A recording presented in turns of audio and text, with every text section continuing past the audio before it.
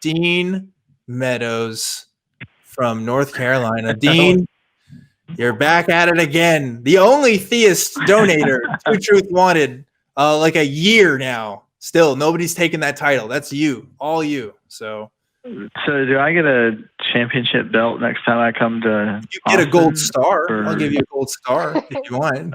Okay, I'll take a gold star. Beggars can't be choosers, so Sure. There you go. What I wanted to talk about was the method of street epistemology, which is right in your wheelhouse. Okay. What about it? So one of the questions. So I'm a little bit confused about why.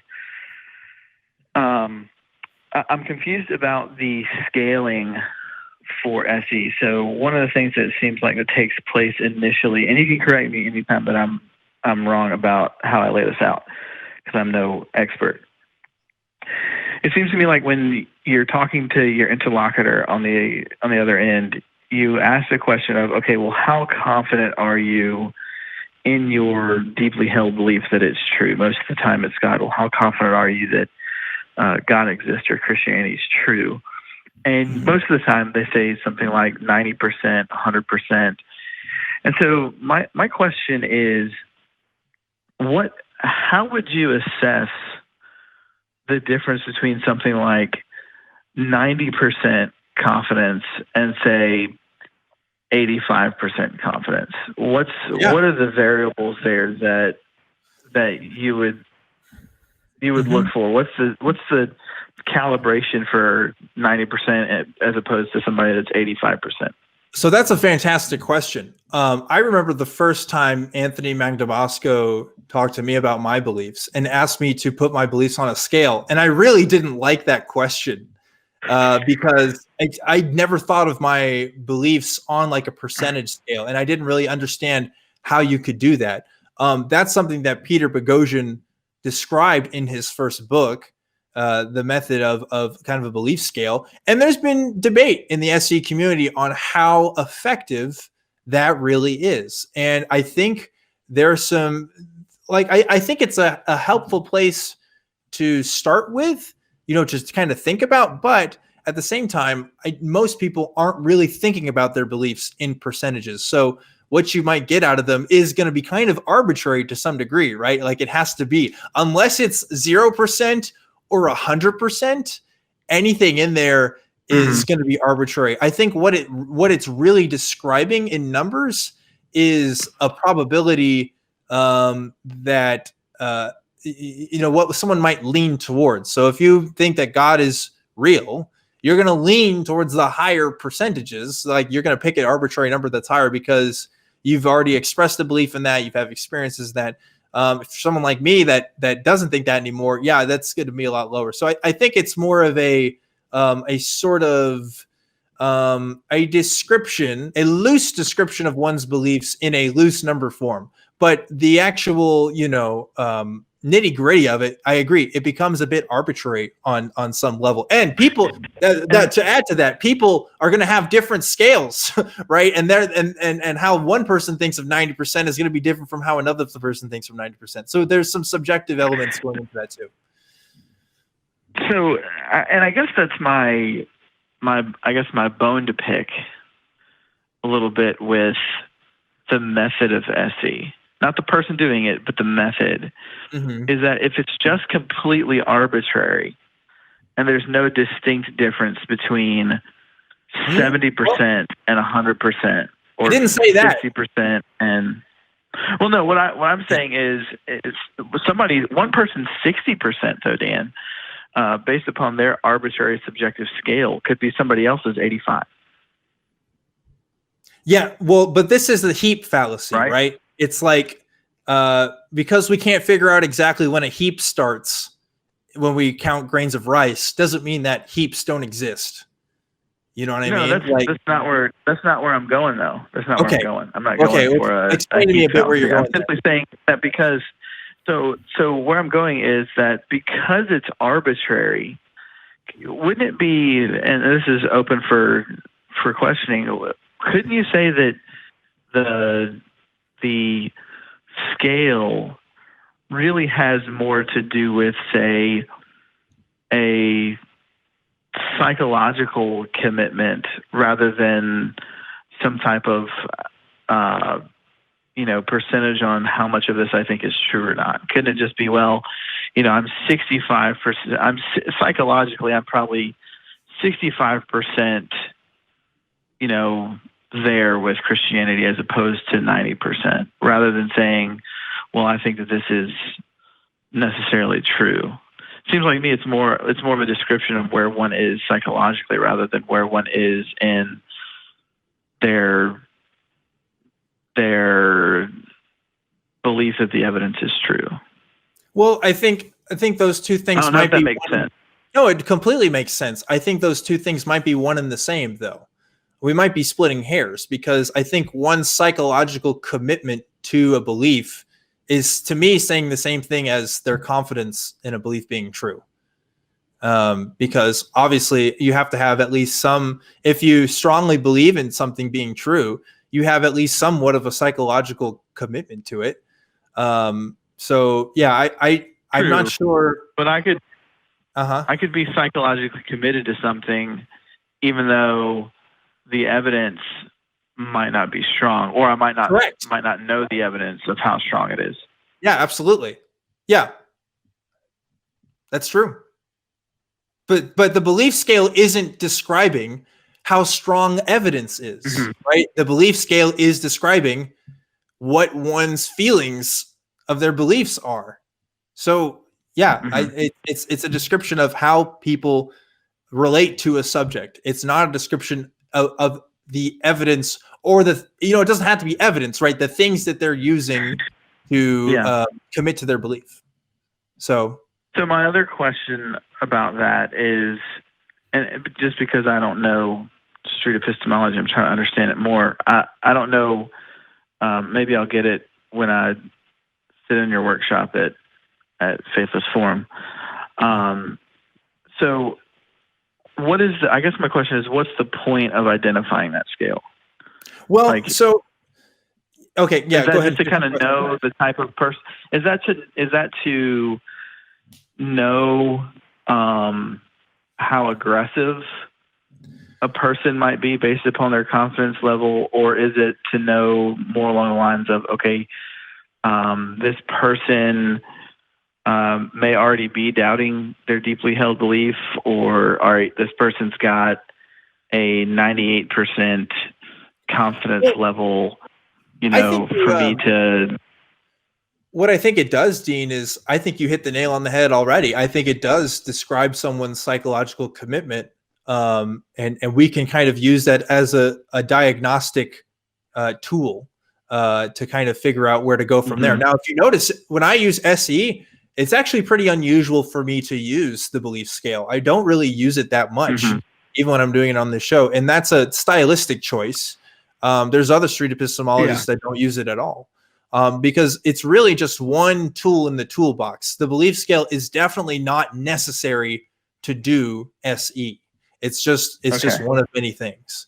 You can definitely have a whole conversation without it. But I think the purpose of that tool in the toolbox is, like you said, to evaluate one's commitment. It's not to make an objective sort of inference on the value of the evidence for their belief. In fact, my opinions on their evidence for belief really doesn't matter in the belief scale sense. It's just what they think. We're using their own subjective criteria that they've made for themselves. And if there's a problem with that criteria, if we find that, there are some arbitrary stuff here going on, we can kind of suss that out. Is it the most perfect tool in the world? No. But it's definitely a start to kind of figure out, okay, if this person is saying, there's a difference, Dean, when you're talking to somebody and they say, I 100% think that's true versus 0% think that's true. So there is a difference in people's, ways that they approach it if they're saying it. Is there going to be a difference between one person 70% and one person 75%? Maybe not. But, you can still learn something about people. Yeah.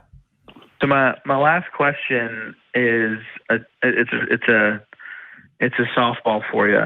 Okay. So one of the things that will be said, and even before I knew, I used to say it too, is that in his book that deals with SE, Peter Boghossian, A Manual for Creating Atheists, he says this is used for talking people out of their deeply held religious beliefs. Now, my question is, would you say, and maybe I'll just, as for humor, I'll just say, on a scale of 0 to 100, how many people that practice street epistemology, by your estimation, use street epistemology in the way that Boghossian outlines it, or for the reason that Boghossian outlines it in his book? Well, I'm not sure of the exact quote there, but from what you're telling me, it sounds like the context is this can be used to get people out of their deeply held beliefs. So to me, that's just a descriptor. That's not necessarily, the modus operandi of what street epistemology is. I think, there is some confusion there because of the book's marketing that's what it is. Mm-hmm. I mean, it's called A Manual for Creating Atheists. Like, this is probably, that title is probably the biggest bane of the street epistemology community, because it adds to a lot of confusion as to what a lot of people who do SE are doing. Am I interested in questioning people's deeply held beliefs? Absolutely. Am I interested in taking away those beliefs? Not necessarily. I think that's where the difference lies. And that's why, again, a lot of people who use SE make the point, you can use this on any belief. It doesn't have to be religious belief. In fact, you can use it on a lack of belief. There's plenty of videos of people doing SE with other atheists.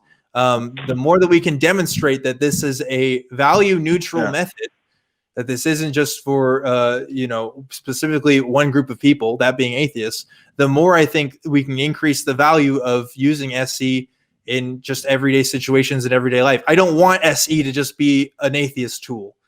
I would hate for that to be the case. I would want at least some form of SE to be used in all kinds of congregations, whether it be religious congregations, schools, whatever. I'd love to see people just using it in general. I don't care what they start off with. That's not a criteria. You don't. It's not a prerequisite to be atheist to do SE, for sure. Gotcha. No, that's cool. I think that opens up the dialogue about SE, what it's used for, and actually eliminates some of the stereotypes that come along with SE. So thank you for entertaining those questions. Next time I call, I want to talk to you about your statement earlier about philosophy and science.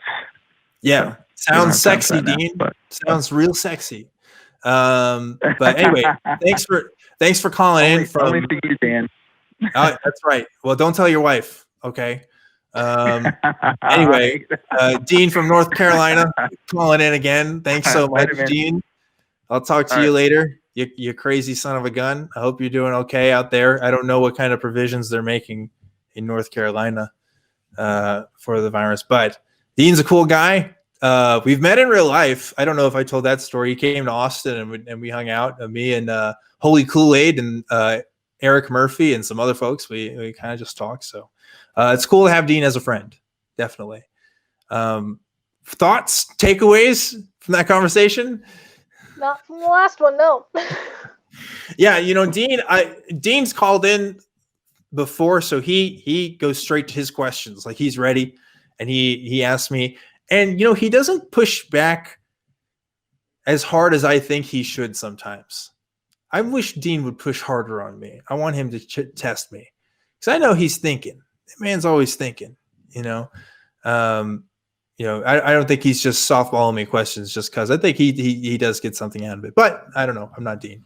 Anyway, folks, that is the last of our calls for tonight. So we are going to go to the Discord in just a second. But first, got to do a few plugs here. First of all, hey, we have a merch store. And there's the link to it down there, that bit.ly link to bit.ly/AEN merch. You can get some Truth Wanted stuff from the quarantine, man. Get you snuggled up in your Truth Wanted hoodie on your Truth Wanted pillow, listening to Truth Wanted. I think that's a good thing to do. And of course, we also have a Patreon if you want to support the show. Again, I don't make any money off of this. In fact, none of our volunteers who help make this show are making money. We only have one person who gets it, and that's our producer. Other than that, everybody that does stuff for the ACA. We're all doing it as volunteers. So keep that in mind. If you want to donate to patreon.com/truthwanted, you're showing the ACA that, hey, you believe in Truth Wanted, you believe in this project, and you want to support them even further. If you haven't already and you're watching this from Matt's stream, hey, come subscribe to the YouTube channel. Come give me a like. Or you can find this show on iTunes, Spotify, wherever else you want to get your podcast. Oh, there's the crew cam.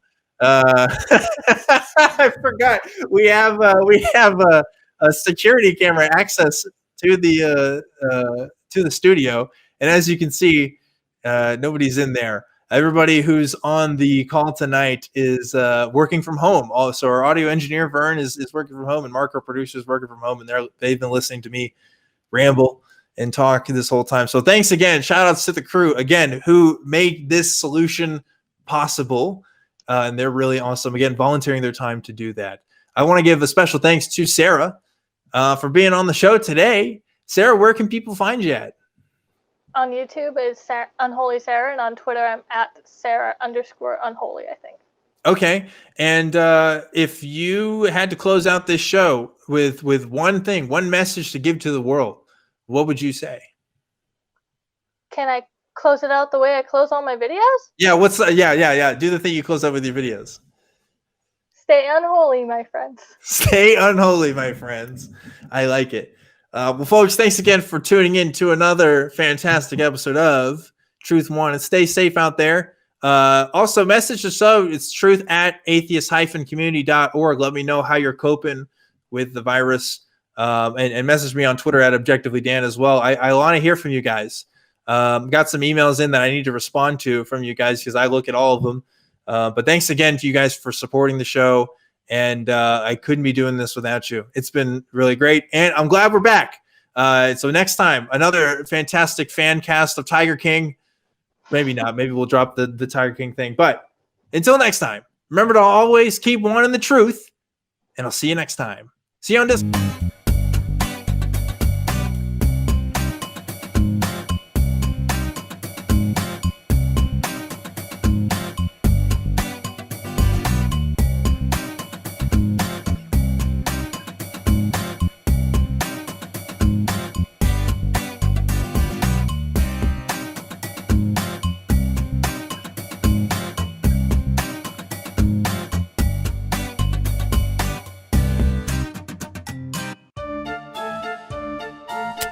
What are we doing, man? What are we doing? No, you're done.